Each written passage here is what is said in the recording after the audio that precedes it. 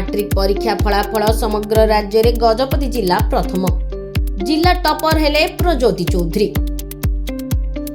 चलित वर्ष मैट्रिक फलाफल शुक्रवार अपराह्न समय प्रकाश पाइथिला। एथिरे गजपति जिला पास हार रे समग्र राज्य में प्रथम स्थान हासिल करिछि। समग्र राज्य में मैट्रिक फलाफल हार 94.93% रही। गजपति जिला समग्र राज्य में प्रथम स्थान हासिल करिछि। गजपति जिलार पास हार 19.35% रही।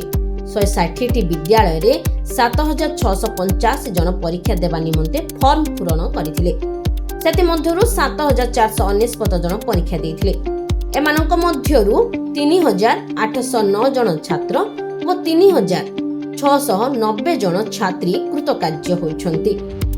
A1 रे 15 जन, A2 रे 633 जन, B1 रे 2254 जन, B2 रे 2365 जन, C रे 1331 जन, D रे 745 जन, E रे 156 जन एवं F ग्रेड रे 42 जन रहिछन्ति।